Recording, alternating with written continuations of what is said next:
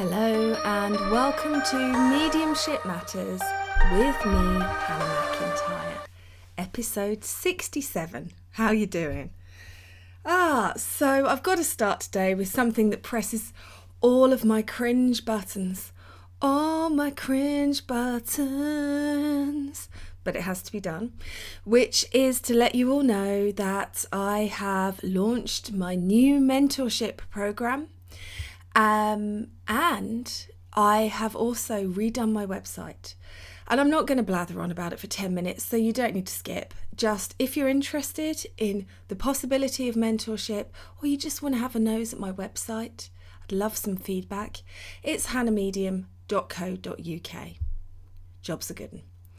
Right, so today I want to talk to you all about healing and the healing journey.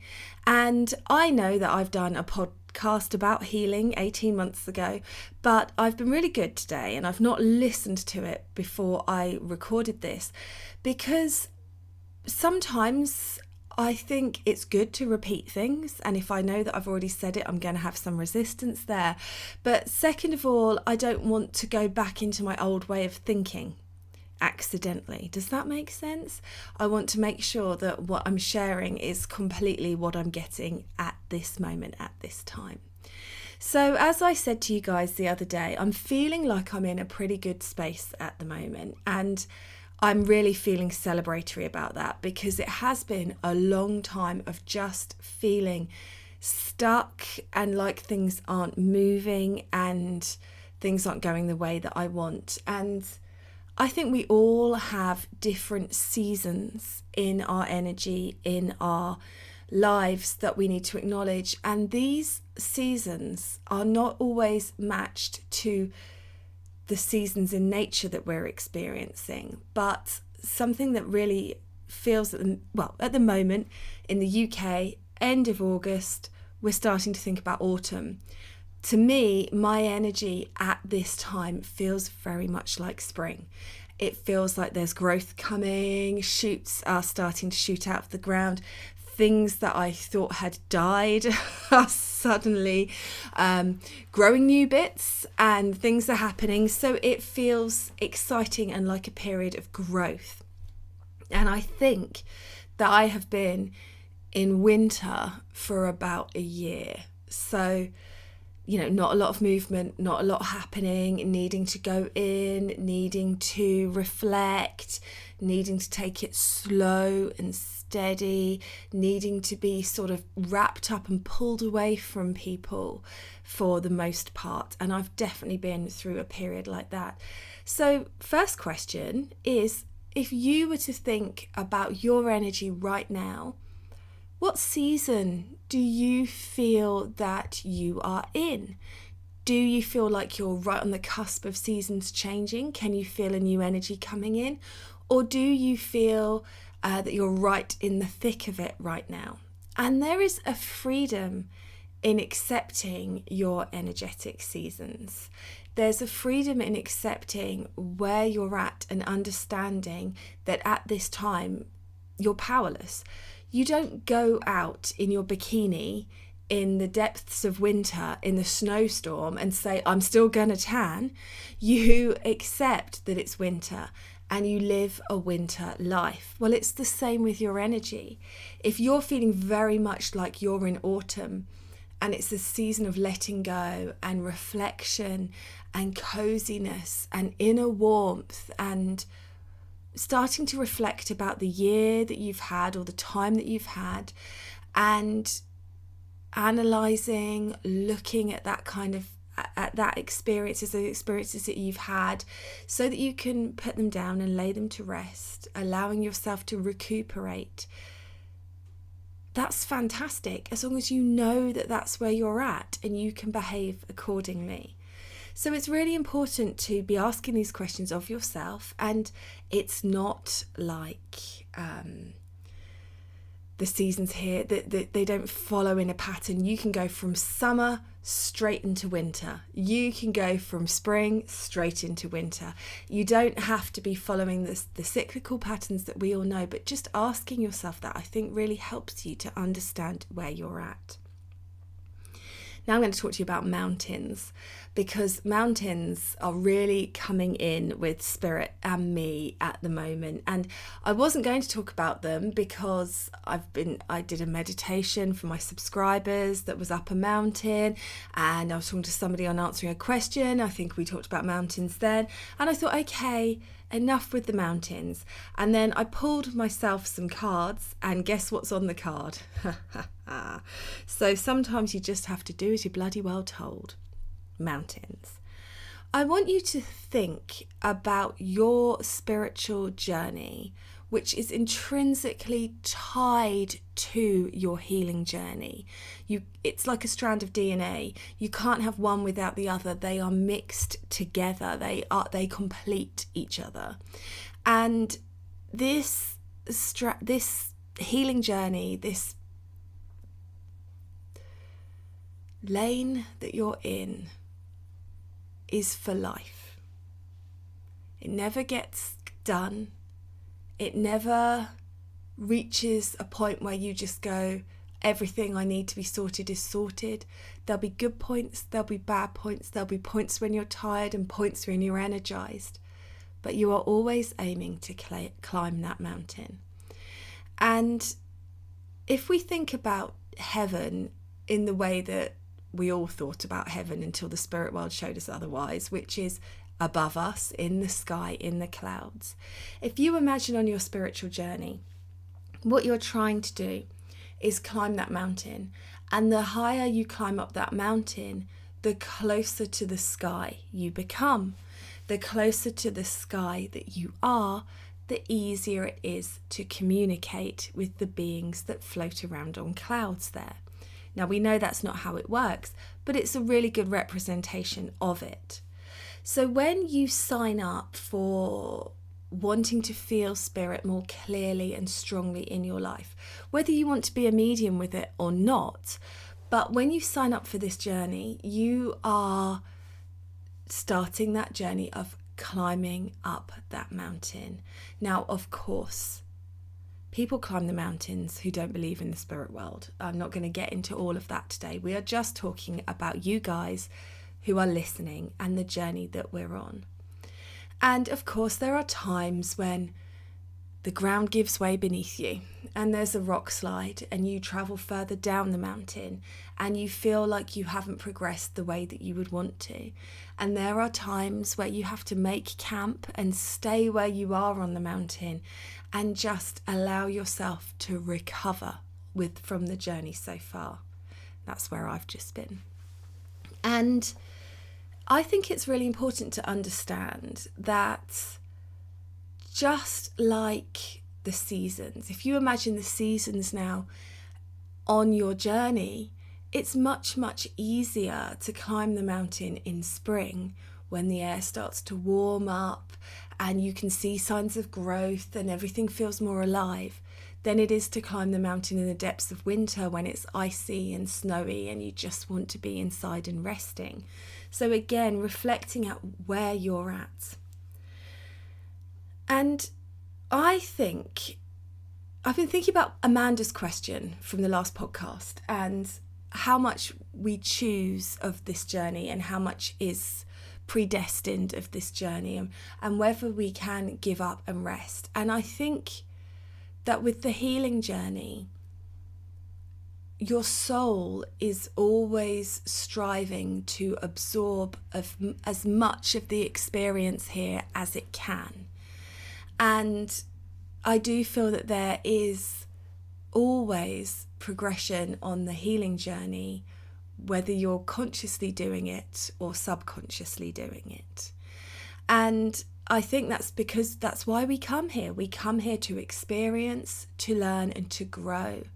And although our human might be tired and our emotional bodies might be broken and done, our soul is not involved in all of that noise in the same way. Our soul isn't afraid because our soul knows that we are loved, that life continues after death, that this isn't all there is, that we don't have to worry so, that everything will be okay. And so your soul's going to continue to want to develop and strive and learn and grow, even when your emotional self is just baked.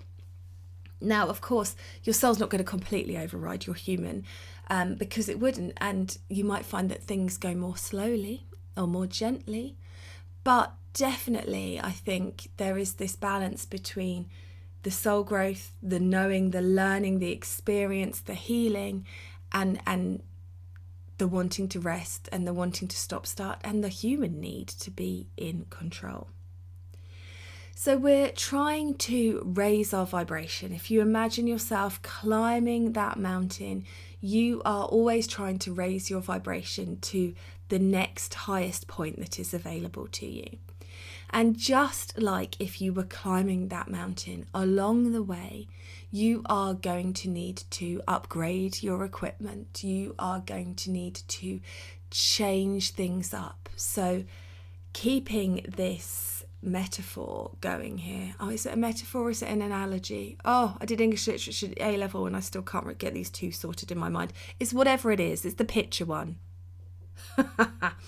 Anyway. If you are climbing that mountain, you're going to get part of the way up and you're going to need new boots. And those new boots might be a new idea of who you are and what your purpose is. And you had to do the journey in the old boots because that was all that was available to you. But you've got 16, 20 foot up the mountain and you've realised that, my God, there's a brand new pair of boots here. And you've put them on and, of course, you leave the old ones behind. And that for me is very much what the healing journey is about. It's about acknowledging the newness that's coming in and releasing the old ways with gratitude and with love, but with release. And sometimes you're going to need to repeat lessons. So sometimes rather than going up the mountain, you will find yourself going round the mountain. And as you go round it, at the same point, you'll think, I'm sure I saw that tree before. And you'll go round again, you'll go, there's that bloody tree again. And that will be some experience that you're having in your life that just keeps coming back. It might look slightly different, it might be tied with a different bow, but it will be the same piece of learning that you need to really sit with and understand to be able to move on from. And that's all perfectly normal and necessary, because as you've heard me say, the spirit world need you to be in the clearest possible energetic space that you can be for you to be able to hear them. And I always use the blackboard analogy, but it works so well.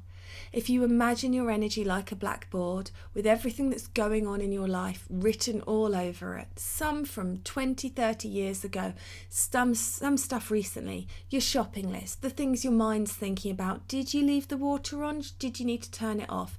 Are your hair straighteners on? Did you remember to turn them off? Did you remember to send that birthday card? All of that stuff written all over this immense and humongous blackboard. And all spirit need from you is just a tiny little space to be able to write and your attention for a moment to read it. And of course, the more healing work that we do, the more things we can clear off that blackboard. But of course, the more life that you live, the more things are being written onto that blackboard simultaneously. So you're never going to get a completely clear blackboard. It's impossible.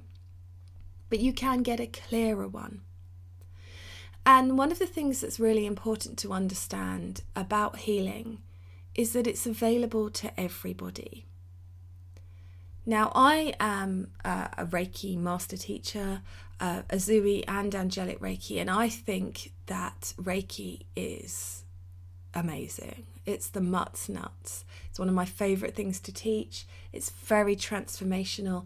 It's very, very life-changing. That said, healing energy from the spirit world, from the universe, is available to everybody. And it's available to you. So it's all about intention, and you can just ask your guides, your helpers, even if you don't really know them yet, even if you're not really aware of who they are, you can ask them to help you heal. And for me, I always rest one hand on my chest, my heart center, and one on my tummy. And I will sit or I will lie, and I will find some lovely tinkly music on YouTube. And I ask Spirit to help me. And I imagine that energy flowing out of my heart and round my body and round into my aura. I imagine it flowing in through the top of my head, down the back of my head, down my neck, down my shoulders, down my arms, and out of the palms of my hands. And I sit with it. And if you can do that when you are in the right frame of mind, when you're in the right space and you feel really drawn to, just taking 10-15 minutes a day to do that will completely change your energy. But that's not the end of it, because if it was as simple as that, we'd all be healed and whole and it would be easy peasy wheezy. But of course it isn't, because what you need to do is understand that you have essentially almost lifted yourself up and placed yourself a little bit higher up the mountain by doing this act several times over a couple of weeks. You will move yourself up the mountain, and then you're going to find yourself in this strange place where you don't really feel like you fit. And sometimes the spirit world will pick you up and move you up the mountain. So if you feel like suddenly everything's changed and you don't really fit in your life anymore, and that's probably what's happened to you. It's happened to me several times, but it's still a difficult thing to go through. And you will find that the people in your life, you usually, if I'm honest, find harder. You will find that people will naturally fall away. There's friends that you thought were going to be best friends for the whole of your life, but all of a sudden you just think, oh, I don't know if I want to see them, and you start making excuses and taking that little bit longer to reply to messages, and it falls away. It falls away. But also with those people in your life that you are, shall we say, stuck with? That sounds like a horrible thing to say about your husband, your wife, your children, your parents. But the people in your life that are around you all of the time, your family, you may find that you find them slightly more difficult, you find them slightly more negative. And you have to remember that it's you that's changed, not them. And that's a really, really important thing. They might seem like they are being really negative and moaning and complaining and griping about this, that and the other, and never looking at anything positive. But that's exactly the same stuff that they were saying to you 3 weeks ago. It's you that's changed. It's you that's different. And your job is to try and hold a space of love for them, just like the love you will feel coming in from spirit when you do that healing. It's not about judging. It's not about teaching. It's not about educating. It's not about understanding. It's not about offering solutions. It's just about allowing. It flows through you and past you. So healing in itself is really the simplest, but it's also the most amazing for that reason. Because if you can stick with it through the bits that your brain will throw up of, this isn't working, what a load of rubbish, Hannah's full of shit, all of that stuff. If your brain can just say all that stuff, because it will, and you can ignore it and carry on anyway, you will be amazed at how much that can transform your energy and transform your experience. And it's not going to be like a lightning bolt comes in and you're skipping down the yellow brick road and it's bloody amazing. It's gentler and more subtle than that. You, like I said, will notice that people around you suddenly seem more negative. And it's not that they're more negative, it's that you are in a higher frequency. You will find yourself more appreciative of things in nature. You will suddenly be mesmerized by the colours on a pigeon's neck, by a piece of grass blowing in the wind, by a squirrel running around your garden eating all of your birdseed. You just find yourself mesmerized. My husband is just so fed up with me talking about the sky. He just cannot abide me discussing clouds, sunsets, stars, because I'm just find myself permanently fascinated, hypnotized by what's going on above me. It's just mind-blowing to me. So you'll find certain things like that just start to creep in. It's not going to necessarily heal you from the traumatic experience that you had in childhood that you're carrying with you. And as you've heard me say very recently on this podcast, there are no magic wands. Things like that need professional healing and training to deal with. You need to find ways to put down those loads. But in the general day-to-day stuff, it can make a massive difference. And the reason why this is so important at this time is because we are facing yet another wave of fear-mongering and negativity. And although you may not buy into the fear that they're currently selling, I don't, it's still really, really bloody hard to be an empath and be surrounded by people who are petrified, who are absolutely fearful. So your work here is to try and hold on and, dare I say, try and improve the frequency of energy that you're at for yourself, and hold that space of love, accept that love from the spirit world for yourself, so that you can be a greater shiner of that light on earth. And although people may not respond, they may not notice it straight away, you may not feel like it's actually making a difference.